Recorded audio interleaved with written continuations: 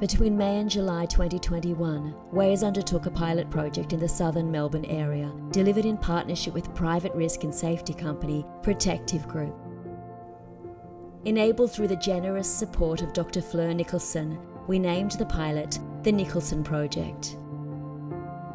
Women referred to Ways by police following a family violence incident increasingly report they are being tracked, stalked and controlled by the perpetrator online and using technology. Worryingly, many remain vulnerable, unaware this often hidden form of abuse is happening to them and their children.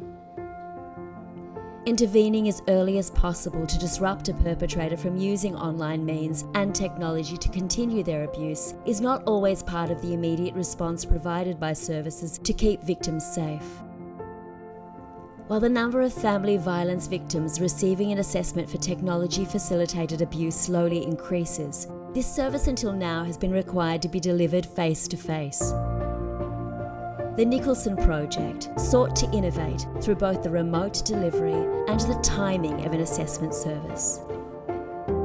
A remote assessment screened for the presence of or vulnerability to technology-facilitated abuse, intervening to disrupt and implement measures to keep devices and online use safer and out of reach of the perpetrator. Timeliness of an assessment was also important.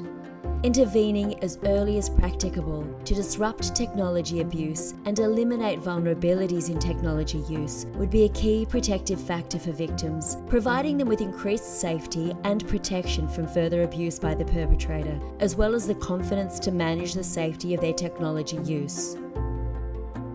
Over a 3-month period, Ways offered a remote technology assessment provided by Protective Group to 44 women during contact with them after they had experienced family violence. Within 24 hours of initial contact with the victim, we asked a screening question about technology-facilitated abuse. Are you concerned the perpetrator may be able to find out where you are, harass or control you using technology and online? Whether the answer was yes, no, or I don't know, we offered the victim a remote technology assessment and gained their consent. Within 2 days of initial contact, we organised the remote assessment with Protective Group and sent the victim a 3-question pre-assessment survey via text message. An interpreter was organised for the remote assessment if needed. Within 4 days of initial contact, the remote assessment had been completed and a report provided by Protective Group. Within 48 hours of the service being delivered, a post-assessment survey was sent to the victim via text message. If during the remote assessment it was discovered there was a likelihood devices may have been placed by a perpetrator in a victim's car or house, where safe to do so, a follow-up on-site assessment was arranged with Protective Group. 73% of the victims we offered the assessment to engaged with it.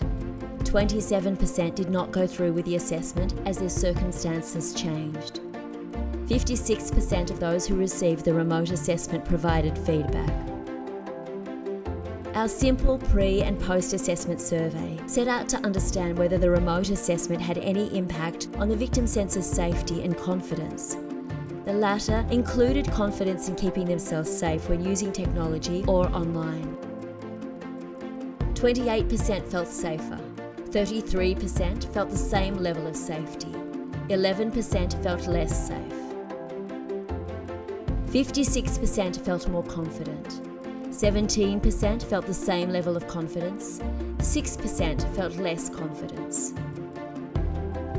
Based on survey results, the greatest impact of the remote assessment was on the victim's confidence, to know they were not being tracked and abused via technology, as well as in their knowledge and ability to manage their use of technology and online platforms.